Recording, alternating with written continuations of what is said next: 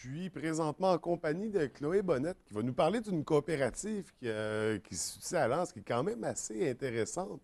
Donc, on va découvrir avec elle. Bon matin. Bon matin, François. D'abord, là, la coopérative du Fjord, c'est bien ça? Des ateliers coopératifs du Les Fjord. ateliers coopératifs Oui. du Fjord, pardon. Ça se trouve être quoi exactement?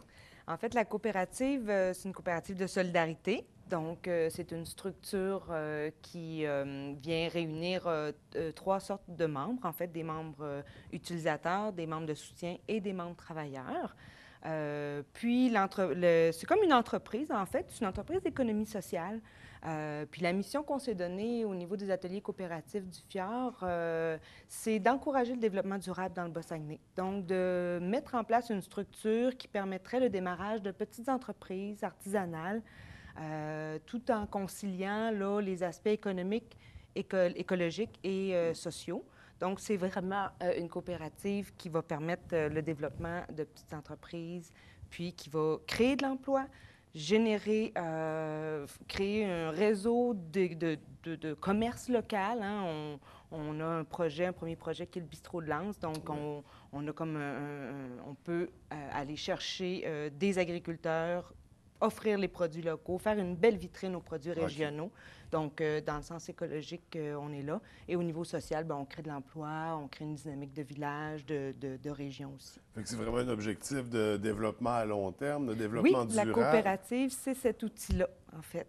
Et son premier projet, c'est l'acquisition du bistrot de Lens, donc à Lens-Saint-Jean, qui est notre petit bistrot d'été. En fait, c'est une entreprise qui est saisonnière et c'est un des premiers diffuseurs culturels. Ça crée 15 à 20 emplois par été. Donc, ce bistrot-là est à vendre depuis quelques années. Et nous, ça fait 2 ans, en fait, que la coopérative cherche à acquérir le bistrot. Donc, on augmente nos membres, notre membership. On fait des demandes de subventions.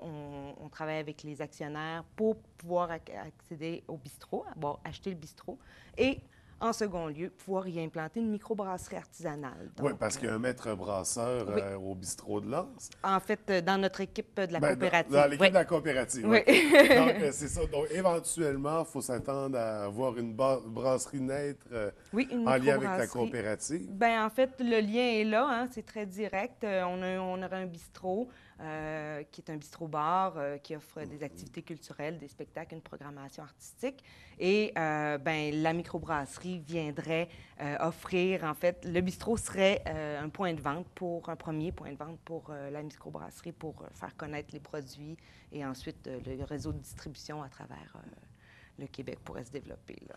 Fait Mais que en donc, premier lieu, l'acquisition du bistrot de oui, Lens. donc, parce que c'est ça, c'est pas encore complété Non. l'acquisition, d'où l'importance d'avoir des membres qui s'impliquent. Là, présentement, est-ce que vous avez beaucoup de membres? Alors, à l'heure actuelle où on se parle, on a 731 membres. C'est extrêmement intéressant comme membership. On en a, au courant de l'été, on en a récolté plus de 120. OK. 220, excusez-moi, Puis 220. comment on devient membre? Comment on devient membre? Alors, il y a plusieurs possibilités pour devenir membre. On peut aller sur le site Internet. On peut devenir membre directement en ligne sur le www.atelier-du-fjord.ca. Ça, c'est le site Internet de la coopérative. OK. Donc, on peut devenir membre en ligne. On peut aussi, sur ce site-là, simplement télécharger le formulaire pour devenir membre et l'envoyer par la poste ou en se présentant au bistrot de Lens. On a les formulaires, on vient simplement. prendre une bière, on remplit son formulaire et c'est fait à noter que tous les membres ont 10 de rabais sur le menu et sur les produits vendus au bistrot de Lens. OK. Parce que c'est ça, parce que là, on parle, c'est un bistrot, donc il y a le volet bar, consommation éventuellement avec les produits typiques de l'endroit. Oui. Donc, il y a le menu aussi qui est quand même assez intéressant, avec des produits Oui. locaux, beaucoup. Puis ça, au niveau des cuisiniers, est-ce que c'est un menu qui est propre au bistrot de Lens? Bien, c'est un menu bistrot. Écoutez, on a des super bonnes pizzas, des burgers de serre, des burgers défilochés, des très, très belles assiettes. Franchement, là, point de vue présentation, qualité de la nourriture, c'est un très, très beau bistrot. C'est une ambiance avec des frites excellentes. On parle aussi, c'est un lieu de spectacle. Oui. Donc, votre programmation n'est pas encore terminée. Non, en fait, effectivement, bien, il reste 2 fins de semaine. Mhm. Il reste en fin de semaine où on va recevoir, dans le cadre des Contes de la pleine lune, qui est un espèce de petit festival qui ça fait 2, 3 ans que ça existe à l'Anse-Saint-Jean. Donc, en fait, c'est à chaque pleine lune, de juin à septembre ou à octobre, en fait, il y a un spectacle de contes. Alors, cette semaine, en fin de semaine, samedi, c'est Denis Gaboury. OK. Denis Gadouri, pardon, Gadouri, OK. Gadouri. Alors, c'est un excellent conteur. Puis, la fin de semaine prochaine, ben, on fait un Oktoberfest pour le Symposium des villages en couleur. OK. La fin de semaine de l'Action de grâce à l'Anse-Saint-Jean et à Petit-Saguenay, ça bouge beaucoup. On a le Symposium des villages en couleur en est à sa 27e année, je crois. Donc, 2 salles d'exposition. Puis au bistrot, on invite les gens à venir entre les deux déguster une bonne bière Ouais. de microbrasserie régionale. Il va y avoir d'autres microbrasseries qui vont être invitées à présenter leurs produits. OK, fait que En ça va attendant vraiment qu'on ait la nôtre, Ouais. là, Fait on que le fait bistrot vraiment va une vraiment vitrine. tenir lieu de présentation de bières, de produits Oui, locaux. oui, régionaux. Régionaux, oui. Mm. Bon. Allons-y à Local, pour moi, large. c'est la région. Donc, c'est ça. Toujours dans la thématique du bistrot. Ça va être intéressant pour Oui. découvrir des produits. Sinon, donc, ça va être la fin de la saison. C'est à quel moment on va reprendre la nouvelle saison? Normalement, on ouvre fin mai. Alors, les ouvertures sont habituellement la dernière fin de semaine de mai. Puis après ça, on est jusqu'à la Saint-Jean-Baptiste, c'est les soirées. Puis Mhm. après ça, on embarque sur une saison régulière. Au bistrot, il n'y a pas de déjeuner, c'est de midi, pour l'heure du dîner, et jusqu'en soirée, aux petites heures, avec une ambiance festive et toujours très agréable. Oui, toujours bien accueilli. Oui. Est-ce qu'il y a moyen de louer le bistrot pour admettons, moi je me marie, puis je veux le bistrot pour ma réception. Est-ce que c'est le genre de service que vous offrez Bien, aussi? il y a peut-être des possibilités pour regarder en début, en fin de saison, mais c'est sûr que le bistrot de Lens, il n'est pas ouvert à l'année. C'est un bâtiment qui demande à être isolé. Ouais. Donc, tu sais, à un moment donné, on a des impératifs de température aussi. Là. On ne veut pas que les gens se marient avec les couvertes. Là. Fait que, mais officiellement, c'est un bâtiment public là, où les gens, vraiment, bistrot-bar, mais il y a vraiment possibilité de faire des événements, de tenir des événements. Il y a une superbe terrasse, un très grand terrain aussi, Ouais. avec une vue magnifique sur l'embouchure de la rivière Saint-Jean et le fjord.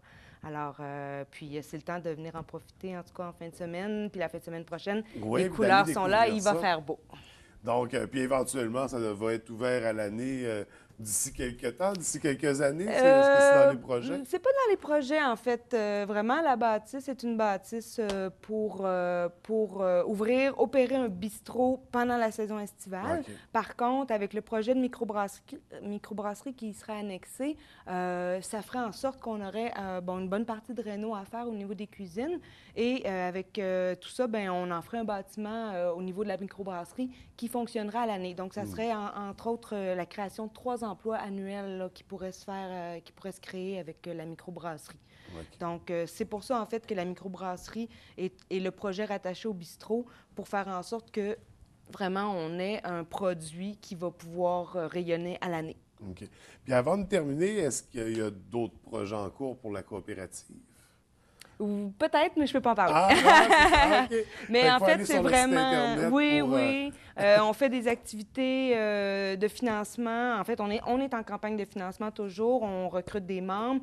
Il y a une formule aussi de part privilégiée. S'il y a des gens qui sont intéressés à venir investir à plus grande échelle, on peut se rencontrer.